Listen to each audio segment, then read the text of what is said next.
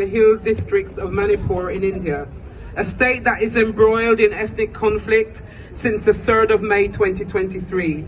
This is a conflict that is state-enabled and sponsored, and a conflict that is ongoing. Just want to say, I want to give deep gratitude to all of you for staying with us. We know it's a lot of speeches, we know it's a lot, but this is how we have to do the solidarity right now, because the shit is real. So it takes all of us. So, Million Women Rise, make some noise.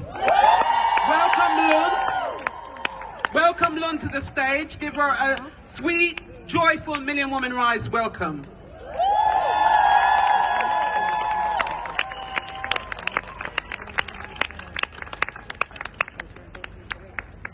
Thank you, Million Women Rise. Thank you, sisters, for this empowering platform to share a few words. I lost my aunt, Gozavung, who was 58 years old, and her only son, Golal Sang, who was 27 years, to mob attacks in Imphal, the capital of Manipur. And we also nearly lost his young bride that day.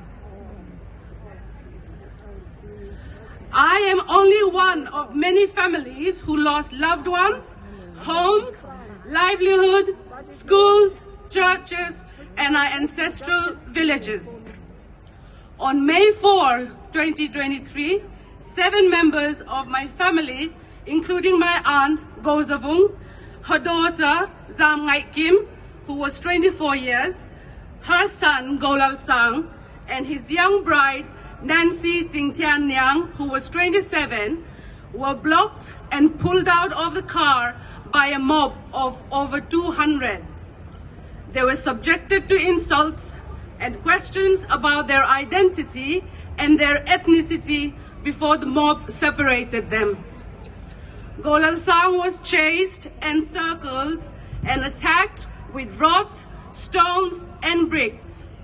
His mum positioned herself between the attackers and him, but they cheered and killed them in broad daylight. Khamson, my 1-year-old nephew, who was in the arms of his granny, was slapped many times. His parents tell me he still wakes up in the middle of the night, screaming and shaking. Nancy, my sister-in-law, was paraded to a different place where the Métis women folks, known as the Mera Paibis, shouted to their men to rape her.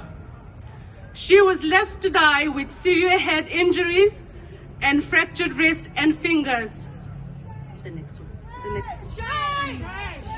But miraculously survived to tell her ordeal. On May 5, Olivia Tongloy, next one please, 21 years old, and Florence Hang Sing, 24, were locked in a room by a mob. Young men entered the room and tortured them. A news report said co-workers could hear their screams and pleas for 2 hours. When the room was opened, it was filled with the blood and hair of the dead victims. The naked parade of 2 tribal women, which shocked the nation and the entire world, also happened on the same day. Lesser known to many of us is that the younger woman's father and brother were lynched by the mob and their bodies thrown into a drain in front of their eyes.